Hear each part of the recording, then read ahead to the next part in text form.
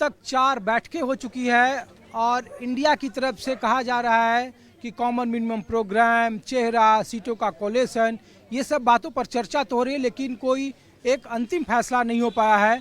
समय 3 महीने का भी से कम वक्त है और लोग सवाल पूछ रहे हैं कि क्या 2024 के चुनावी रन में इंडिया क्या एनडीए को चुनौती दे पाएगा। देश का माहौल क्या है, जानने के लिए न्यूज़ 24 देश की राजधानी दिल्ली में है, जंतर मंतर पर है, जहां से एक बार फिर सेफ डेमोक्रेसी का नारा दिया गया है। और हमारे साथ कुछ लोग हैं, पॉलिटिकल पार्टी के भी हैं, कुछ आम लोग भी हैं। तो आप सर दिल्ली से हैं या? मैं दिल्ली से हूं और माइनॉरिटी डिपार्टमेंट में उत्तराखंड प्रभारी हूं। अच्छा, आप कांग्रेस से हैं। अच्छा, लोग ये पूछ रहे हैं बतौर कांग्रेस कार्यकर्ता नेता कि आपके पास, आप जानते हैं कि क्षेत्रीय पार्टियां सीटों के कोलिशन का दबाव बना रही है, आपके पास कोई चेहरा, ममता बनर्जी कह रही हैं कि खड़गे साहब को चेहरा बनाओ, केजरीवाल समर्थन कर रहे हैं, लेकिन पार्टी करे कि नहीं हम लोग जीत के आएंगे तब चेहरा चुनेंगे। 2024 में लग रहा है कि मोदी को चुनौती दी जा सकती है, बीजेपी को हराया जा सकता है। वो इस परिप्रेक्ष्य में कि जब आपके पास राम मंदिर उनके सामने 22 जनवरी को उनका उद्घाटन होना है, 370 है, उनके पास तरह तरह के कैंपेन है, ऐसे में क्या आप हरा सकते हैं तो कैसे? बिल्कुल हरा सकते हैं, क्योंकि जनता का जो साथ है वो हमारे साथ है। आपने अभी देखा होगा कि 5 स्टेट के चुनाव हुए हैं। 5 स्टेट के चुनाव में हो सकता है कि हम गणित में कहीं आगे पीछे रह गए हों, लेकिन जो जनता का वोट है वो हमें 10 लाख ज़्यादा मिला है। तो बहुत पीछे रह गए बीजेपी से मुकाबले, आपने देखा हो। तो जनता हमारे साथ है, तो इंशाल्लाह हम आने वाले 2024 में सरकार बनाएंगे और मिल करके जो भी एक चेहरा तय होगा उसको प्रधानमंत्री नियुक्त किया जाएगा।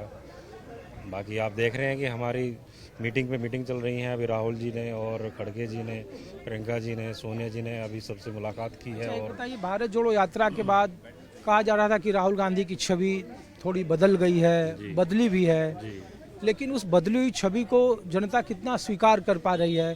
क्योंकि जब भी कुछ नया मामला आता है राहुल जी की पर्सनैलिटी को आगे कर दिया जाता है। बीजेपी को भी लगता है कि मोदी के मुकाबले जब राहुल गांधी चेहरा होते हैं तो उन्हें एक तरफा जीत मिलती हुई दिखाई देती है।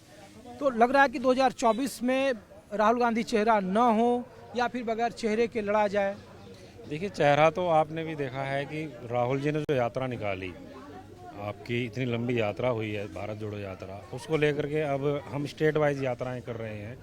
तो जनता ने तो मान लिया है कि आने वाला समय इंशाल्लाह कांग्रेस का होगा। बाकी मोदी जी के आप छलावे को देख रहे हैं कि कितने उनकी घोषणाएं होती है, कितनी गारंटियां होती है। अगर वो गारंटी देते हैं तो वो गारंटी यूपी में क्यों नहीं चलाते? वो गारंटी अपनी आपका गुजरात में क्यों नहीं चलाते?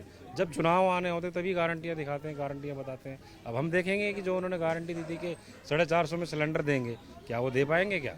अब उसको बोलते हैं कि हमने तो एक ये चुनावी घोषणा करके निकल चुके हो। तो अभी उत्तराखंड से भैया? नहीं, मैं यूपी से हूँ।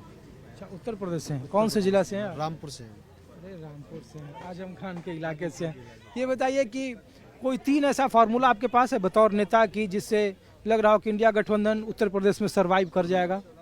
देखिए, जो चुनौती आपके सामने है। हम आपको बता रहे हैं, हमारे सामने कोई चुनौती नहीं है यूपी में समाजवादी, आम आदमी पार्टी, कांग्रेस और जो और अन्य दल हैं उनके साथ आरएलडी मैंने बोला अन्य दल, जो बाकी के अन्य दल हैं, मैं नाम लेना भूल गया उनका। और भी कई सारे दल हैं जो यूपी के अंदर है, सब मिलके साथ आ रहे हैं। और जो सीट शेयरिंग का जो हमारा चल रहा है वो भी अभी जनवरी में क्लियर हो जाएगा।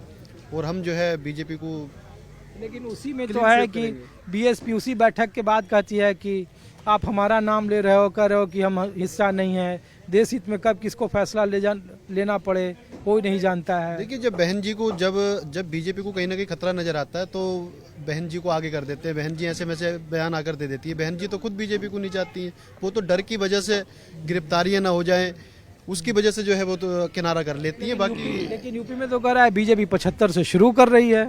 अब कहने से क्या हो रहा है? वो तो कहते हैं कि हमारी इतनी सीटें आ रही तो सीटें कोई टेंट वाले के यहाँ से थोड़ी लेके आनी है। तो आप मैदान में आओगे, चुनाव लड़ोगे, आपको पता लग जाएगा किसकी कितनी सीटें। इसमें तो बीएसपी बुआ और बबुआ साथ थे, तो नतीजे देखिए कि क्या थे। फिर भी 62 सीटें बीजेपी ने जीती। इस बार चूंकि 24 में बीएसपी अलग है, आप लोगों का अभी तय नहीं है, तो हम ये पूछ रहे हैं कि उत्तर प्रदेश में 80 लोकसभा की सीट है, तो हाँ कांग्रेस के पास सर्वाइवल का कोई फार्मूला है? देखिए, पूरा देश कांग्रेस की तरफ देख रहा है। पूरा देश कांग्रेस की तरफ देख रहा है। और ऐसा नहीं है कि अगर उन पे इस बार बीजेपी पे सीटें ज़्यादा थी तो इस बार भी सीटें ज़्यादा आएंगी। कहीं ना कहीं पिछली बार भी हमारे गठबंधन में कुछ कमी रही। जो आप बाबू और बबुआ की जो आप बात कर रहे हैं, बुआ बबुआ की जो बात कर रहे हैं, उनमें भी कुछ रहा, कुछ हमें कांग्रेस को साथ में नहीं लिया उन्होंने, कुछ छोटे अन्य दलों को साथ में नहीं लिया। कई बार हो जाता है, ये जरूरी नहीं है। कांग्रेस ने 60 साल देश चलाया, आप तो अभी बीजेपी 10 साल भी नहीं हुए। गांधी चुनाव लड़ेंगे? बिल्कुल लड़ेंगे, जीतेंगे, प्रधानमंत्री बनेंगे। अच्छा, बिल्कुल। तो खड़गे जी क्या करेंगे फिर? खड़गे जी अध्यक्ष हैं, हमारे राष्ट्रीय अध्यक्ष हैं, वो बने रहेंगे। अरे ममता बनर्जी करेगी, खड़गे जी को प्रधानमंत्री मेरी बनाओ। मर्जी, मेरा मन है। देखो, ममता जी चाहती हैं कि खड़गे जी प्रधानमंत्री बने, मैं चाहता हूँ राहुल जी प्रधानमंत्री बने। ये तो अभी हमारे अपने प्रस्ताव है, हमारे अपने मन की इच्छा है। आप पाजी कहाँ से? यहीं से, दिल्ली से? आप? हाँ, दिल्ली से। अच्छा, दिल्ली में बताइए कि आम आदमी पार्टी और कांग्रेस के मिलने की बात हो रही है। लग रहा है कि आम आदमी पार्टी और कांग्रेस अगर मिलकर चुनाव लड़ी तो दिल्ली में 7 लोकसभा की सीटों पर रोका जा सकता है, या कोई ऐसा फार्मूला? ऐसे गठबंधन की बात हो रही है आम आदमी पार्टी और कांग्रेस की। सीटों पे अभी बातचीत चल रही है, 4-3 की लड़ाई चल रही है और बहुत ज़्यादा जल्दी ही उसका डिसीजन आप हम लोगों लोग कह के रहे हैं कि सामने अगर हो गई इंडिया गठबंधन में बतौर कांग्रेस और आम आदमी पार्टी मिलकर चुनाव लड़ रही है दिल्ली में, तो 7 लोकसभा सीटों पर क्या होगा? सातों के सातों आएंगे, फिर सातों के सातों आएंगे। बीजेपी का हाल तो देख ही रहे हो, नारी शक्ति की बात करते हैं। हालांकि आपने देखा होगा कि जो पहलवान है साक्षी मलिक, उसने अभी अभी रिज़ाइन करा है कि हार के बैठ गई और स्वर्ण पदक लाने वाली एक लौती महिला वो हिंदुस्तान की एक थी। क्या महिला की सशक्तिकरण और क्या बात कर रहे हैं वो सुरक्षा की। जो मणिपुर में जाट बना दी, जाट बनाम जाट। धनखड़ साहब कह रहे हैं कि जाटों का मेरी बात सुनिए, जाट क्या हिंदुस्तान में नहीं रहते? सिख क्या मुसलमान हिंदुस्तान में नहीं रहते? हिंदू हिंदुस्तान में नहीं रहते? यहाँ पे धर्म जाति की लड़ाई क्यों लड़ रहे हैं वो?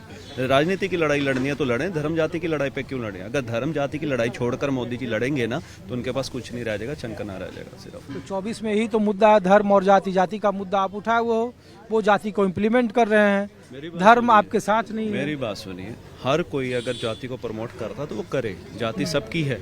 हिंदू अगर अयोध्या को प्रमोट कर रहे हैं तो वो जरूरी नहीं है अयोध्या सिर्फ हिंदू की है, हमारी भी है अयोध्या। राम तो सबके हैं, ये नहीं है सिर्फ हिंदू के हैं। यहाँ सिर्फ मोदी साहब के। मोदी साहब गलत मैसेज फैला रहे हैं, भाईचारा का यहाँ पर महत्वता है, महत्वता रहने दे तो वो उन्हीं की भलाई है। अन्यथा पता लगे हिंदू, पहली बार वर्ल्ड में ऐसा होगा और पूरे वर्ल्ड में ही ऐसा होगा कि प्रधानमंत्री उतर के सीधा जेल में, प्रधानमंत्री हमारे जेल में ही गए हैं। अच्छा, ऐसा भी आप लोगों को लगता है? बिल्कुल लगता है, बिल्कुल लगता है।